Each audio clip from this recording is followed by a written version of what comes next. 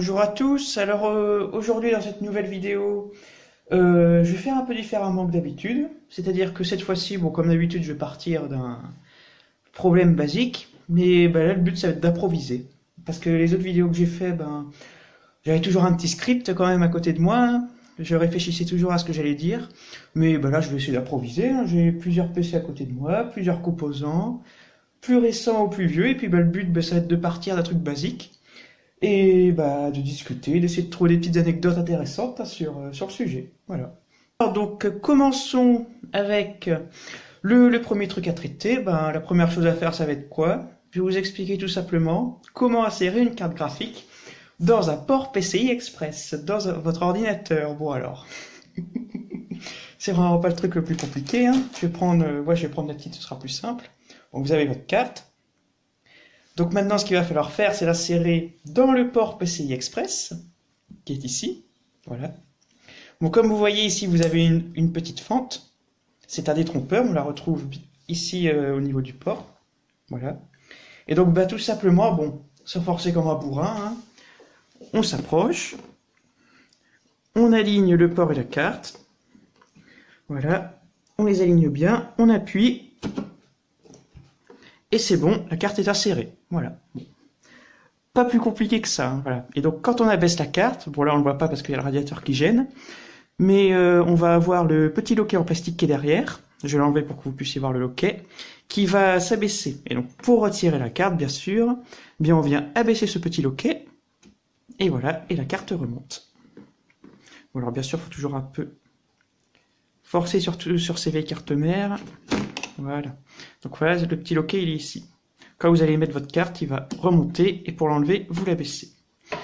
Bon, là, je vous ai fait une démonstration sur cette carte mère pour justement comme elle est démontée pour qu'on voit bien. Donc maintenant, je vais refaire la même chose, mais dans un vrai ordinateur. Allez, donc on se retrouve dans un ordinateur complet, cette fois-ci, si on peut dire ça, pour installer notre carte graphique. Donc déjà, encore une fois, on repère le port PCI Express, hein, donc on en a là, vous voyez peut-être pas très bien, mais on en a en dessous. Bon, alors après, lequel choisir? C'est à votre convenance, hein. Souvent, sur les cartes mères récentes, les deux, ils sont à 3.0. Mais souvent, sur les cartes mères qu'on peut-être 3-4 ans maintenant, alors celui du haut va être en 3.0 et celui du bas en 2.0. Bien sûr, c'est toujours mieux de prendre celui en 3.0, hein.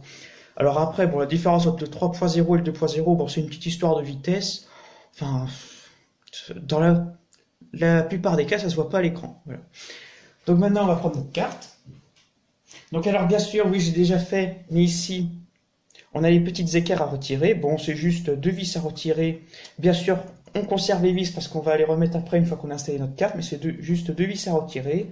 On enlève les 2 petites équerres et hop, c'est fini. Voilà. Donc alors, on s'avance avec notre carte. Bien sûr, avant de manipuler des composants, toujours se décharger en électricité statique. Donc là, elle est un peu plus volumineuse, donc il faut faire plus attention à ce qu'on fait. On essaie comme toujours de s'aligner avec le port. Voilà. Voilà, là c'est bon. Et donc comme tout à l'heure, on vient tout simplement appuyer, presser. Voilà, et notre carte est insérée. Donc maintenant, voilà, la carte est insérée. Il nous reste juste à connecter les câbles d'alimentation. Donc alors sur celle-ci on en a 2, donc bien sûr les câbles d'alimentation ont des petits détrompeurs, voilà, donc on a des petits carrés, des petites formes avec des angles.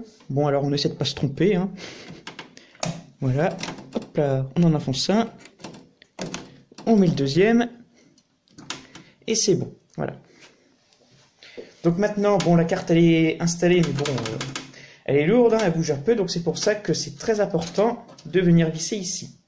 Alors je sais qu'il y a certains boîtiers, ça existe, qu'on ait une barre ici, tout le long, transversale en fait, et on va pouvoir venir visser la carte dessus, mais côté esthétique, après c'est pas top je trouve.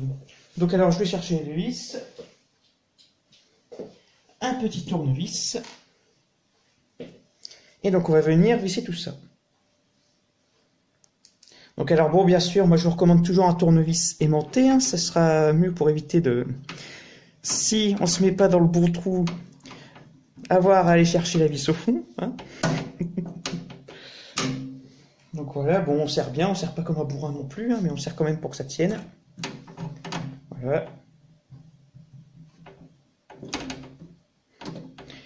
Et donc ben maintenant, donc si c'est une nouvelle carte que vous mettez, désinstallez tous vos pilotes avant, bien sûr, avant de changer votre carte. Hein. Surtout, bon, si vous restez chez AMD par exemple, bon, c'est pas dérangeant, mais si vous passez de chez Nvidia à AMD, je vous recommande de désinstaller tous vos pilotes Nvidia avant, et inversement. Bon, parce que sinon, ça risque de créer des erreurs au démarrage. Et vous pouvez même vous retrouver tout bêtement avec un écran noir.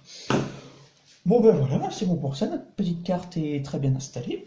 Maintenant, il n'y a plus qu'à démarrer et c'est parfait. Donc alors maintenant, ben, on va passer à la deuxième partie de vidéo. Bon, de quoi je pourrais vous parler? Ah oui, on parlait du port PCI Express et des petites équerres là, que justement il fallait bien les enlever. Je vais vous montrer quelque chose sur... parce que là j'ai un PC qui est équipé de ça. Sur, comment dire, les équerres, low profile on les appelle. En fait, plutôt que d'être une grosse équerre, ça va juste être une toute petite équerre. Donc c'est fait pour des cartes graphiques qui sont vraiment toutes petites, quoi. Voilà, donc on en trouve dans le marché. Alors donc ce nouveau PC, ça va être un vieil HP équipé d'un Pentium 4. Ah oui, alors après on pourra parler du Pentium 4. Il y a plein de choses à dire au sujet du Pentium 4. Donc alors ben, je vais vous l'ouvrir. Alors comment ça se passe? Alors il y a une vis derrière. Ah ben voilà, autre élément très intéressant. Les PC de grande marque, hein, en particulier HP et Dell, ils aiment bien faire ça sur les PC d'entreprise. On met du Torx partout. Voilà. Et donc ben, ceux qui n'ont pas de Torx, ils peuvent pas ouvrir leur PC. Voilà. Donc j'enlève la vis pour vous montrer à quoi ça ressemble du Torx hein, quand même. Voilà, du Torx, c'est une toute petite vis. Voilà, vous voyez, je sais pas si vous voyez très bien parce que la lumière est pas très bonne. C'est pas du cruciforme, c'est un peu une vis en étoile. Voilà. Donc alors maintenant on va l'ouvrir. Alors je trouve que c'est un peu bizarre sur ce PC pour l'ouvrir. Parce qu'il y a deux trucs à presser sur le côté. On va voir comment ça se passe. Hein. Ça commence à venir.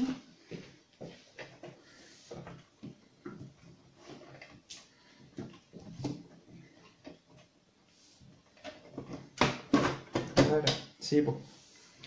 Et donc on va voir justement ce qui nous intéresse, c'est-à-dire la partie PCI Express pour nos cartes graphiques. Bon alors, bon, il est un peu empoussiéré, c'est normal, hein, ça va faire bientôt 2 ans qu'il n'a pas tourné. Donc, voilà, je vais me mettre bien en face. Alors là, comme vous voyez, c'est des toutes petites équerres. Voilà. Donc c'est pas adapté pour les cartes graphiques de ce genre. On voit très bien, là, c'est bien plus grand. Alors donc, pas de souci pour ceux qui ont des ordinateurs comme ça. Sur Internet, donc là on a bien le port PCI Express, hein. Sur Internet, on trouve des cartes graphiques tout à fait adaptées à ce genre d'ordinateur, qui sont vraiment toutes petites, qui sont pas très larges et pas très épaisses. Mais par contre, la petite surprise, c'est qu'elle possède des équerres, la partie métallique là, de cartes graphiques normales. Donc, quand on veut mettre sa carte graphique, bon ben on l'installe, ça rentre très bien ici. Mais ici, l'équerre, on va avoir un petit problème. Donc bon, il y a souvent des Jackie bricoleurs, ce qu'ils font, ils se disent, allez hop, je prends ma scie à métaux, je coupe l'équerre. Mais bon, bien souvent, bah, c'est mal fait, et puis quand on prend le PC, on peut se couper dessus, voilà, hein, tout bêtement. Donc ce qu'il faut faire quand c'est comme ça, et souvent c'est très mal indiqué sur les sites, c'est acheter en plus, bon je sais c'est bête, hein, mais il faut acheter en plus l'équerre spéciale low profile, l'équerre spéciale pour ces cartes graphiques, voilà. Donc bien souvent c'est pas précisé, beaucoup de gens se font avoir, voilà. Alors un autre élément intéressant sur ça va me donner l'occasion de vous parler de ça, sur cet ordinateur, c'est qu'il est équipé d'un Pentium 4. Mais d'un Pentium 4, bon alors mon accent est pas top, hein, acheté, hyperthreading. L'hyperthreading ou l'hyperthreading, enfin je sais pas comment on dit, voilà. L'hyperthreading c'est quoi? Alors faut savoir que le Pentium 4 à la base c'est un processeur monocœur, il n'a qu'un seul cœur. Aujourd'hui, bon ceux qu'on trouve ils en ont 4, 6 pour les Coffee Lake, bien plus pour les Ryzen, mais lui il en a qu'un seul. Et donc du coup, son petit problème, c'est que allez, si on compare ça à la file d'attente d'un supermarché, à la caisse.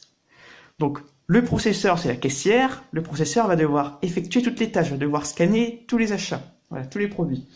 Et donc bah, si à un moment, il y a une erreur qui se passe, je sais pas, il y a un prix qui est mal lu, voilà.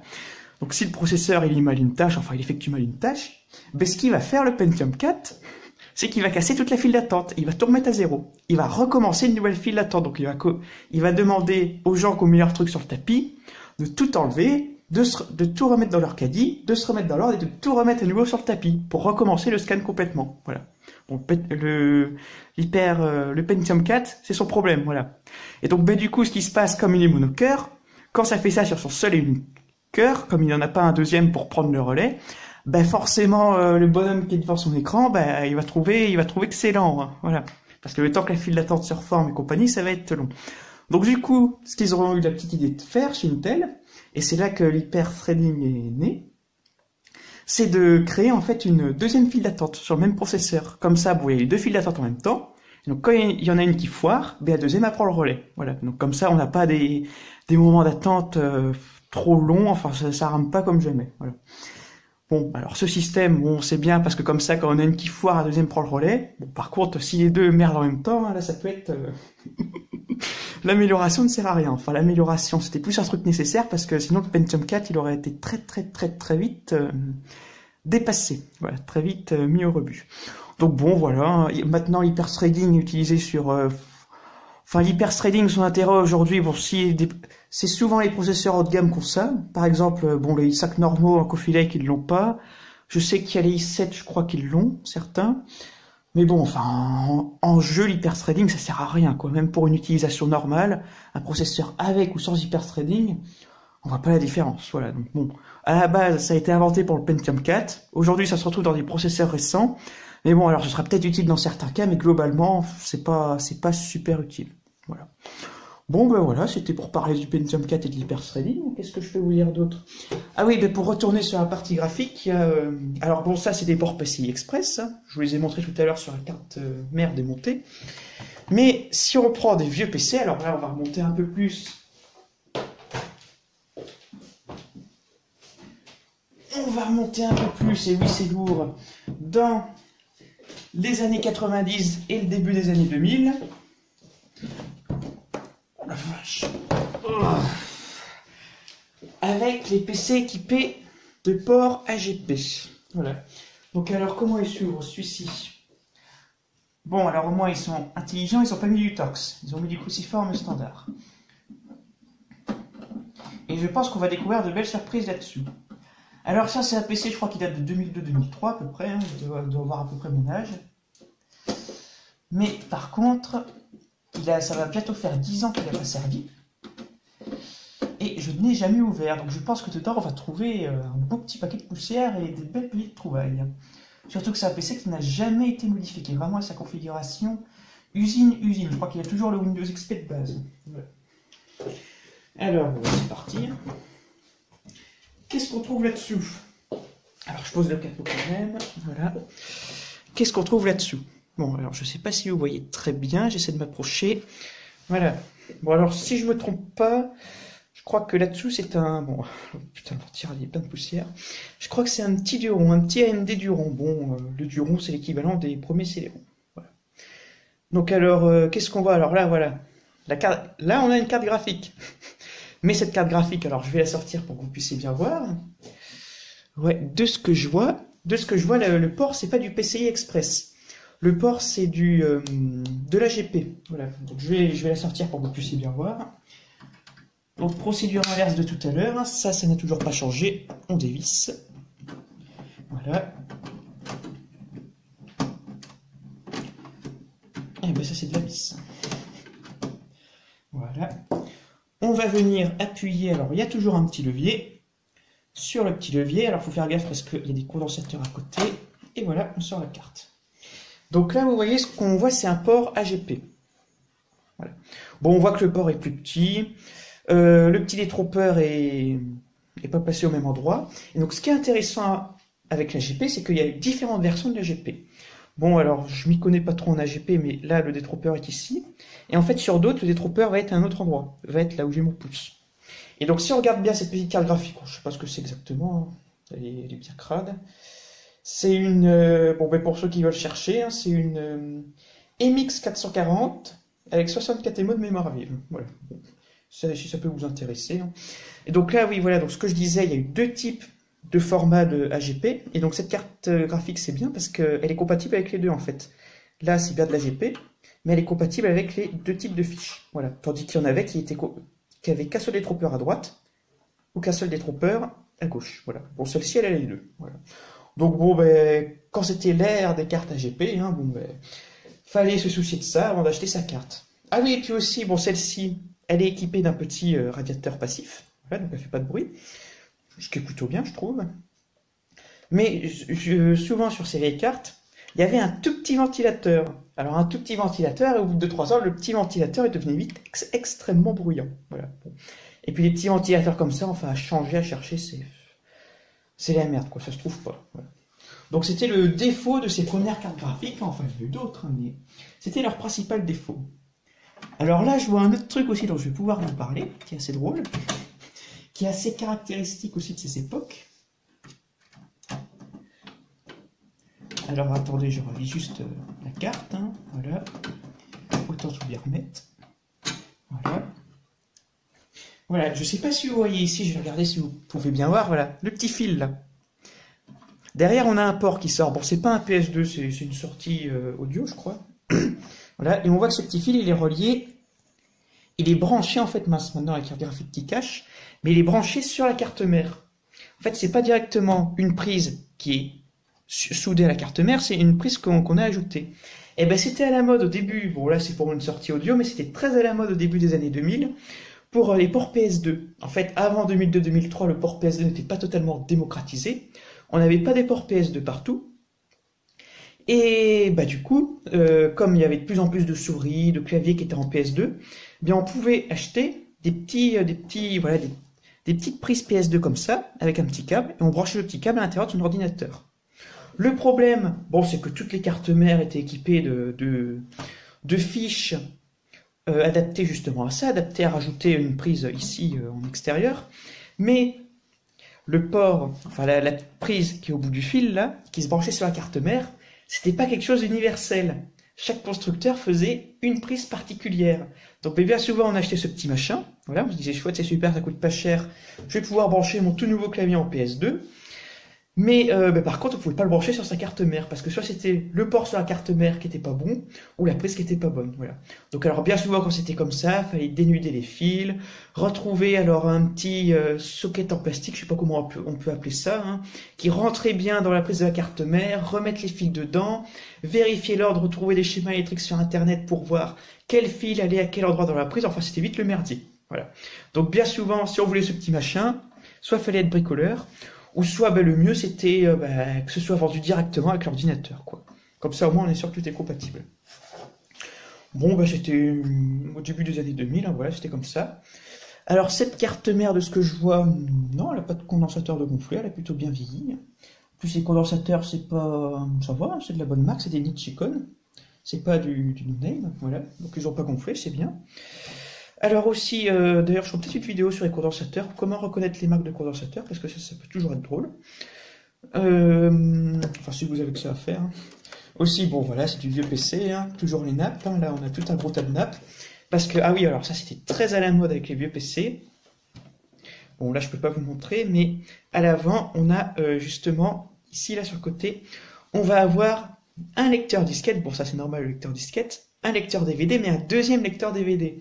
Au début de ces années-là, alors les constructeurs, ils adoraient faire ça. On fourrait deux lecteurs DVD. En fait, c'était vendu comme quelque chose de mieux, mais il n'y avait pas grand intérêt. En fait, le but, c'était juste d'écouler les stocks. Voilà. Ça allait jamais plus loin. Voilà. Et on peut voir, après c'est tout hein, pour ce PC-là. Il y a toujours la pile du CMOS, la CR 2032. Voilà. Bon, sur ces PC, on avait des CR 2032. Hein, on n'était pas avec les vieux PC des années 80, début 90 avec les vieilles puces Dallas. Hein. Malheureusement, j'ai pas de carte mère avec des puces Dallas, mais si un jour j'en trouve une, j'essaierai de vous montrer les joies des puces Dallas, parce que les puces Dallas, ça va être comme une puce, comme la petite Winbond ici, par exemple. Ça va être une puce qui est carrément sur la carte mère, soudée dessus, et c'est elle, justement, en fait, qui remplace la pile plate, la CR 2032, qui alimente l'heure et compagnie. Donc, au bout de 10 ans, la Dallas est cuite, et pour la changer, amuse-toi à dessouder de la carte mère et à en ressouder une autre. Voilà. Donc c'était pas le système le plus efficace. Voilà. Bon, je crois que ça va être tout pour cette vidéo. J'ai déjà dit plein de choses. Enfin, après, ça pourrait durer des heures, mais bon, faut pas que ce soit trop long. Bon, j'espère que ça vous a plu. Si jamais j'ai dit une bêtise, ce qui est fort possible, comme c'est totalement de l'impro, hein, cette fois-ci, N'hésitez pas à le dire en commentaire, hein. Aussi n'hésitez pas à lâcher un petit j'aime, à vous abonner, et à plus!